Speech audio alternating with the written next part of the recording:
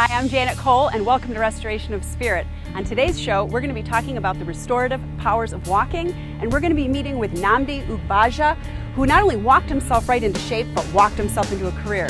And we're also going to be meeting with a lot of people who participated in the WOW program. That's Women Out Walking, which was a local Evanston initiative to get women out walking and just moving. So stick around, we've got a lot in store for you today.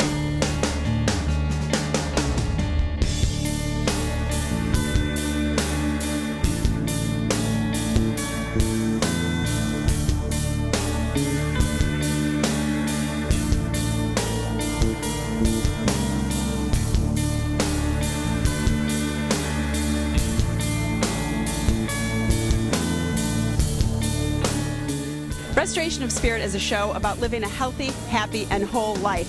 And one big piece is the body-mind-spirit connection. So without our bodies and our health, we don't have anything.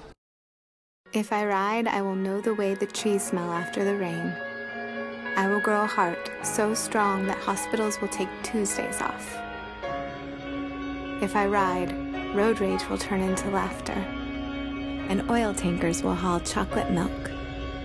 And I won't be a boy or a girl. I will just be a rider.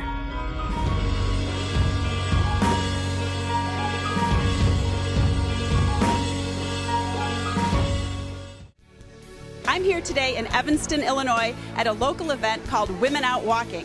It's all about health and fitness and getting back into shape. Women Out Walking is an initiative just to get women moving. It doesn't have to necessarily just be walking, whether you walk, run, skip, or belly dance. It's all about just getting moving. Right now we're watching a bunch of Evanston women take a belly dancing class. Belly dancing is a hot new trend, especially right here in Evanston, where women can have fun, dance, move, and get in shape in order to live a healthy life. I'm here with MALIK from Hip Circle Studio, where she teaches belly dancing, among other things. What else do you teach? I have a wide variety of classes for women and their families. So we do Zumba and strength training and boxing, cardio boxing, parent-child dance, mother-daughter belly dance, breastfeeding, CPR, baby. Wow, that's a whole lot. So why belly dancing? How did you get into that? I started taking a belly dance class because I'm a doula. So I work with mamas in pregnancy and labor, and I learned that belly dance was good for them in terms of getting the baby out. And so I said, well, I need to go take a class, and I got hooked, and I haven't stopped. Well, great. That's interesting. So why is belly dancing so popular right now? It seems like it's kind of like the new craze or a big trend that's happening. I think belly dance really allows women to get in touch with themselves and move in a way that maybe other dance forms don't afford us. And also it's just for us. It's not a stripper sort of thing. It's not for anybody else, and that I think is what we're looking for right now. Okay, great. Well, it's just one more way to get out moving and get in shape and get healthy. So where can we find you? I am on Washington, just west of Custer in South Evanston, right by the Main Street L and Metro stops, and we'd love to see you. Do you have a website? I do. It's www.hipcirclestudio.com. Great. Well, thanks for joining us today. Thank you.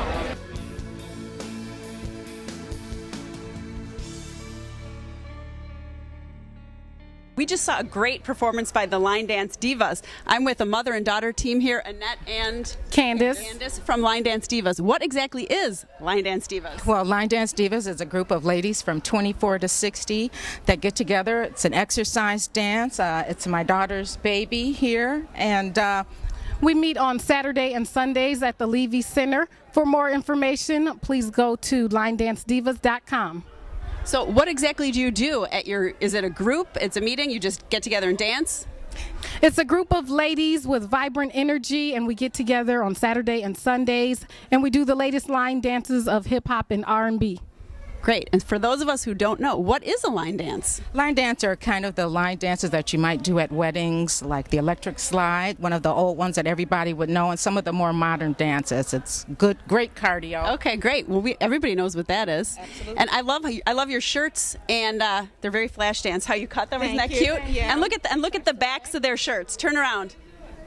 So we got Miss Diva, and then we got her mom, the Grand Diva. That's awesome. Absolutely. Well, thanks for being with us today, and it was a wonderful performance, and we'll keep our eyes out for you. Thanks. Thank you.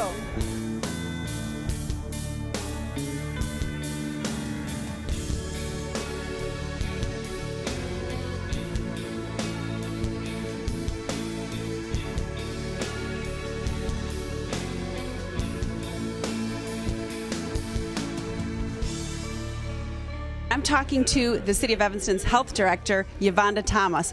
Tell us, what is WOW, Women Out Walking? WOW is a phenomenal community initiative to encourage women to get out moving, to either understand if you're physically moving or not. So it's an awareness campaign to encourage all women, all walks of life, in all of Evanston and the surrounding area to get out walking for 12 weeks. Wow, it sounds great. So it's a 12-week program to get women walking together and also moving, right? Yes, it is a 12-week program to encourage people to get moving, and the method and the journey that we use is walking. So we give women a journal. We give women a pedometer so they can track their steps, and we ask them to get on teams because we want to birth the spirit of community. And they get on teams and they record and track their own steps. And what we encourage and incentivize women is to increase their steps every week throughout the 12-week process. Oh wow, that sounds great. I like that concept of the team, because not only does it build community, but it kind of gives you a little bit of accountability, so you actually stay motivated and keep doing that, right? Yes, there is a gentle hint of competition. There is a gentle hint of motivation and accountability, because your team captain will check in with you like, did you record your steps? Meaning, are you moving? Are you walking? So yeah, and it's fun. Yeah, it sounds great. I'm signed up, and I think it's going to be a brilliant 12 weeks of a lot of fun. And I saw people today who were doing dancing and, belly dancing and line dancing and all sorts of things like that too. So is there a way that people can keep track of other forms of movement besides just their walking? Yes. What we've done is on our website, we have different methods of movement: yoga, Pilates, we have runners, we have marathon trainers. And what we do is convert that movement into steps, so you have an idea of how many steps that would be included, because we want to be inclusive. We know we want to keep people moving by walking, but we know people choose their own path and their own journey. So runners and bikers and swimmers will be able to convert their movement into steps, and then you'll still be able to participate. Wow, it sounds like a really great program, and I look forward to seeing more as the journey unfolds. Thanks for being with us today. Hey. Ready to go? Yeah, but the fire's not out. Close enough. Close enough? If it's too hot to touch, it's too hot to leave. I mean, the next thing you know, you've torched our whole neighborhood. Which is why we're not going anywhere? Exactly. 9 out of 10 wildfires are caused by humans. Only you can prevent wildfires.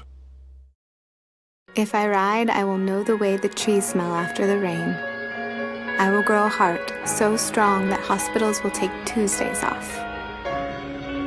If I ride, road rage will turn into laughter, and oil tankers will haul chocolate milk. And I won't be a boy or a girl. I will just be a rider.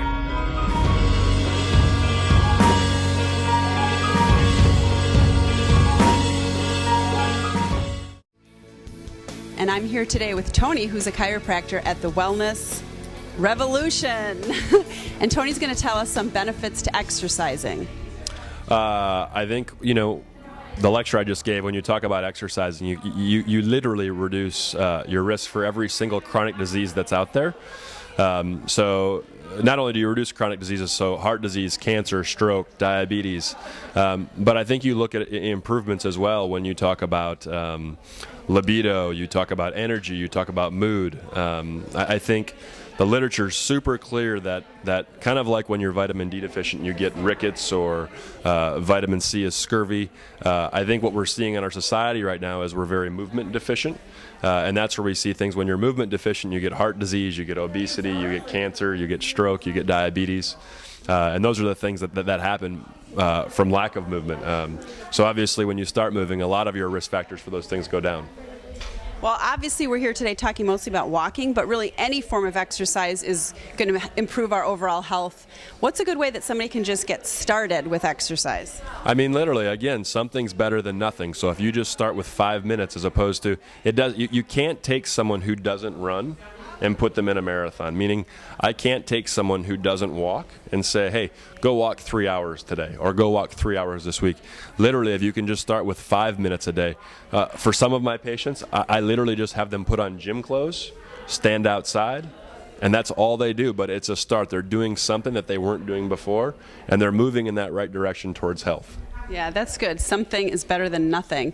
Well, one thing that my trainer recommended was, even if I have to drive somewhere as opposed to walking to get there, because I try to really walk to as many places as I can, is to park a block away or the furthest spot in the parking lot and just walk in. Sometimes I even like power walk in or like run with the shopping cart out of the store, to just because that's a little something. Is that the type of thing that you suggest also to some of your patients? Yeah, I mean, exactly. I think when a lot of people think about working out, they think of, oh, I've got to go to the gym, and it doesn't have to be that. It can be exactly what you just said. It can be parking that block away, or maybe picking up the pace when you're on your way into the store or around the grocery store, pushing your cart a little bit faster, because there's one thing that's for sure, is that we're in a time crunch society, and we have to find time to do these things and to start moving. I think simple is the best way. So exactly what you said. I mean, finding simple ways to do it. Okay, so what about the people who have kind of already started walking a little, or maybe they're doing some of those baby steps already, but they want to kick it up a notch, but yet they still want to keep it simple, so they don't want to join a gym, they don't want to spend money, they want to work it into their schedule. What are some other things they can do? Like, I've used those Dynabands, at home for weight training, or running in place while watching TV. What other tips do you have? Again, I think so. The event WOW that we're at right now, I think is a solid event where you can get with people. There's lots of free classes people can take as well. And again, I'm going to go back to that. Something's better than nothing. So maybe you're walking now and you want to start lifting some weights. Start just doing some simple shoulder presses, or some simple curls, or some squats, push-ups, planks. I mean, there's so many easy things that you can do without a gym that are sustainable, and that you don't need anyone to do. And then if you just go to YouTube and type in simple exercise program, they're all over the place. It's free, it's easy, and you can do it at your own pace, not what someone else is telling you to do. Okay, well, that sounds great. So we've got buddying up with somebody to work out with you, or even checking out YouTube videos about exercise, and just get out there walking, or park your car at the furthest spot like I do. So, well, thanks for being with us today, and these have been some fantastic tips. I'm Janet Kohl with Restoration of Spirit. Hi, I'm Jenny Garth. As parents, I'm sure we all remember our child's first tooth, or that priceless smile after a visit from the tooth fairy. Those are special times in our kids' lives, and as a mother, I want to see those smiles last a lifetime. That's why I've teamed up with the American Association of Orthodontists. Together, we are shining a light on the importance of a healthy, beautiful smile. We all want to look and feel our best, and an attractive smile plays a huge role in our self-esteem. And while it's never too late to see an orthodontist, getting your child an orthodontic checkup early in life can make a huge difference during those teen years and in the decades to follow. Orthodontists create beautiful smiles by straightening teeth and jaws so that they are healthy and work properly. And if braces are recommended, today's hipper, sleeker models allow kids to sport their own personal style while in treatment. To learn more about how you can help your child achieve a healthy, beautiful smile, visit braces.org. And I'm here today with Jonathan Webb, who's the coordinator for the entire Women Out Walking event, which is a 12-week initiative to get women out walking and moving. And he's going to tell us how to use a pedometer. What exactly is a pedometer? A pedometer is a device you place on your hip. It tracks your steps. So one of the things the women like and what we think will keep them motivated is just learning about how many steps they actually take during a day. And then once they figure out what that number is, then they can build upon it to see if they can improve on that number. So a pedometer is a simple step tracker. Oh, that's interesting. Okay, so we put it on our body then to see how many steps we're taking throughout the day, and we can also use that while we're exercising to keep track of our steps, correct? Yes. To the first part, ideally all you want to use this for is to keep track of the number of steps you're walking. You're not supposed to use it, or it's not recommended to be used during exercise. The way you would track steps for this program if you're exercising is through a conversion chart. So for example, if you're a person who does yoga or a bicyclist, you would convert the amount of time spent doing those activities to steps, but we don't recommend you wearing this while you're exercising. Okay, so really the only forms of exercise you're using the pedometer for is walking and running, correct? Well, walking specifically. They have there are varying levels of pedometers. This is a very basic one. It costs about $9. It ranges in price and quality from $2 to $3 to anywhere up in the $30 or $40 range, and then it gets to be a little bit more technical. And they don't call it a pedometer; they call it more of an accelerometer because it keeps more accurate steps. Those type of accelerometers you could use when you're exercising. This model we really just recommend it for walking. Okay, so this is kind of a simple pedometer just for walking. And then how do we use it? You'd open the pedometer from the top. They make it easy like this, so when you're flipping it down, you can easily see without taking it off what your progress has been for the day. And then you would follow the 4 steps here to set your stride, your weight, and your the time. Well, this one is a fairly basic model. There's a plastic tab here that if you pull that out, will engage the battery. That's one of the ways that when they ship it, they make sure it's not draining its battery. There's a 3-step process here where you click set to determine whether you're changing your time, your weight, or your stride. You'd use the memory button to select which one you're setting. Once you've identified the changes you need, hit set again, and you're good to go. Oh, okay, that's simple. And then we clip it on, right? Yes. You clip it on your hip. Ideally, you want to place it over your leg this way because the pedometer tracks your steps through the movement of your hip and your leg. So some people have a tendency, like a pager or something, to put it on the side of their body, and it's not as accurate there. So we do want to make sure it's here so the pedometer feels the movement of your leg. With this particular pedometer and with the Women Out Walking program, we're asking people to track their steps every day. Pedometers generally stop recording around 99,999 steps. So we're asking people to hit the reset button here at the end of each day. We've given people a log so they can track each step they take, the steps they've taken daily, and then weekly they'll have a total. But we don't want them to ideally not track all of it in one week just using this. So the reset button is there to take us back to the beginning. Okay, well, it sounds simple enough. So I'm excited to put on my pedometer and get out there and start walking. Thanks for being with us today, Jonathan. Thank you so much.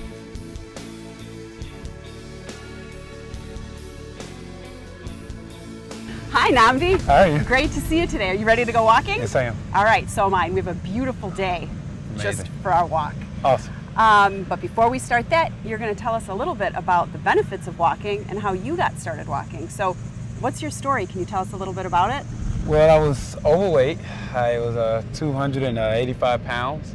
Wow. And I just started moving around, but the unique aspect of the entire journey, I actually saw a picture of myself, like going on a family day and saw a picture of myself and wasn't happy with myself. So after that, I just started walking. So you saw a picture of yourself as an overweight individual? Yes. Wow. So what did that feel like, seeing that image of yourself like that? Feels horrible, actually. Feels horrible, yeah. Had you always been overweight? No. So the weight just sort of crept on over the years? Absolutely. It's kind of like I took a back seat to being active and athletics and things of that nature right out of high school. So I just decided to say, well, I look good, I feel good, everything is great, I can eat whatever I want. But, the calories wasn't there, the workouts wasn't there anymore. The discipline wasn't structured. Wow. So you saw that photo and it just kind of was like a wake up call, light bulb moment, shocker. Absolutely. So did you immediately start walking and working out, or did it take a while for it to hit you? No, I was in denial, self-denial for a long time. I felt like I can buy any clothes that I wanted to wear and put on, and after a while it started getting really tight. So from that point, that's when I really started kicking into walking. Found the park, started walking. So why did you choose walking as the first form of exercise? It was the easiest thing to do. It was the easiest thing to do. Okay. Yeah. Well, that's good, because we're trying to get everybody to start walking. We want them to realize how accessible and easy it is, that just about anybody can walk, of any age and any lifestyle. So then what was the next thing? You just started walking day by day, or did you have any kind of plan? No, here's the thing. I didn't have no plan and know what I was doing. I didn't even get into the profession of exercise science or anything like that, or fitness training.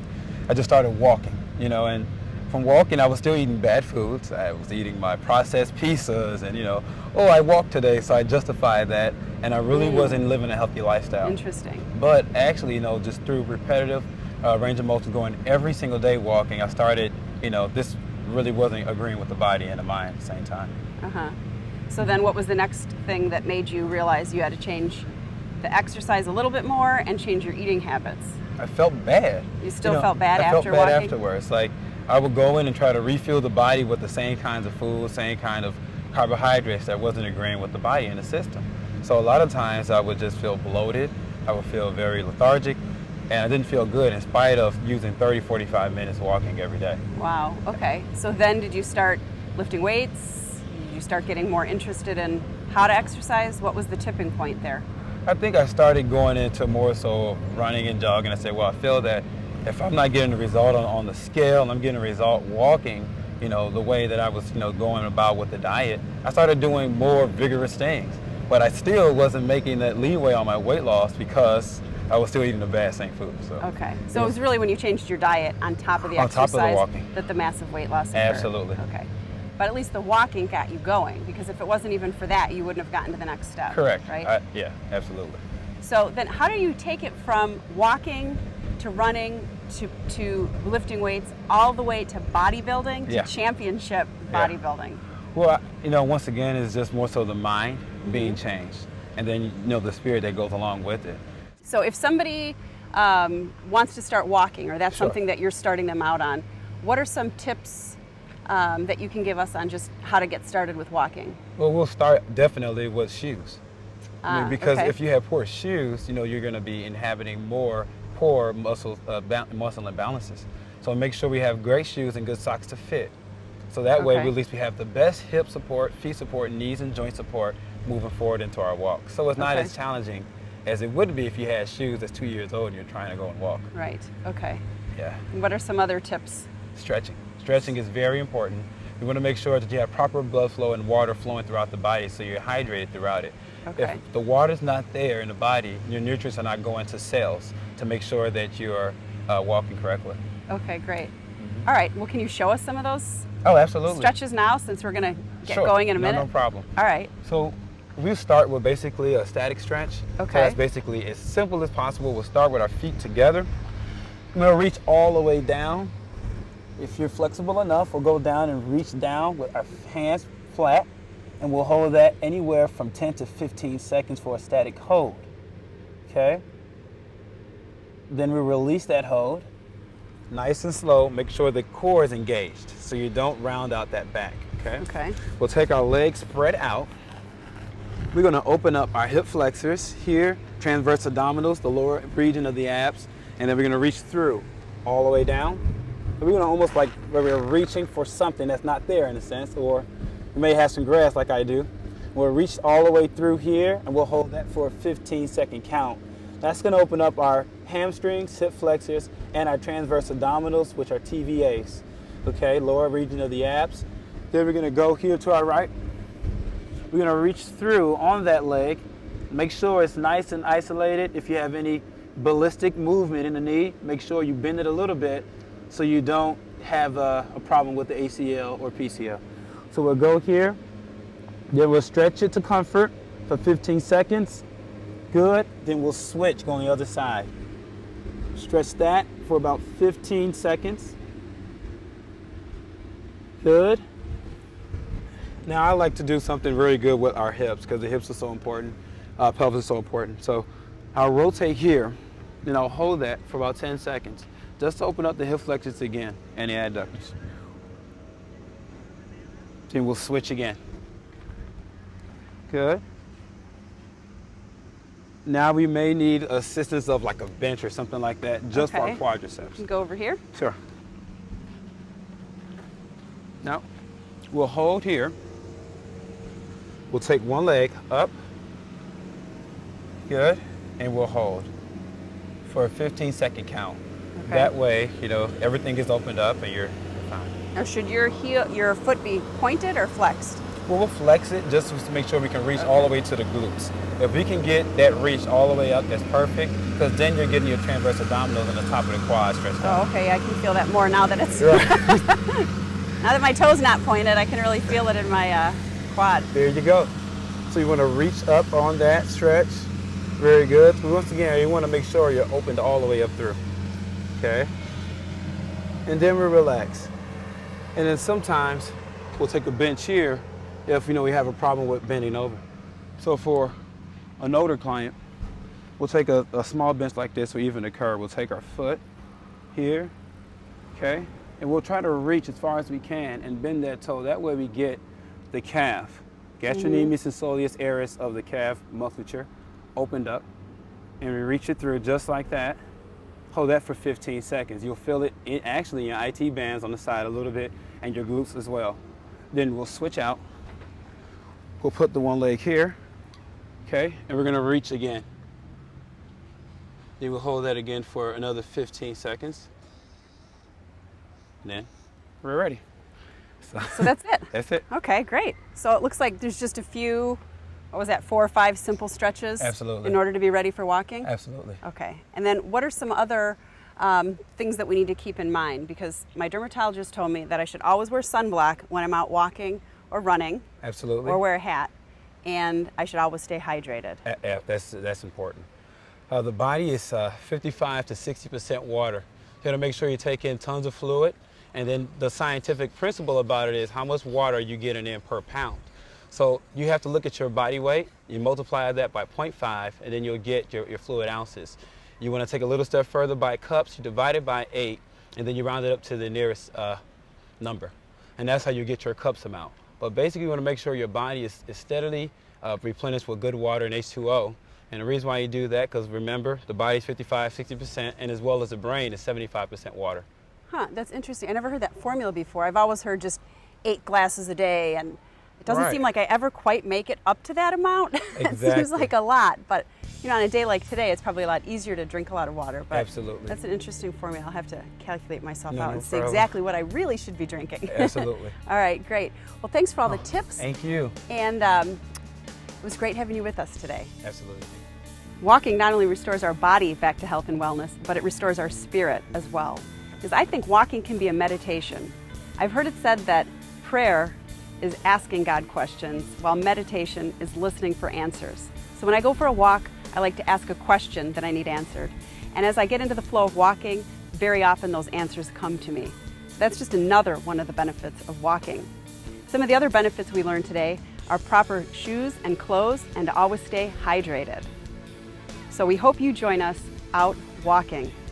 Thanks for tuning in today on Restoration of Spirit. I'm Janet Kohl, where you restore your body, mind, and spirit.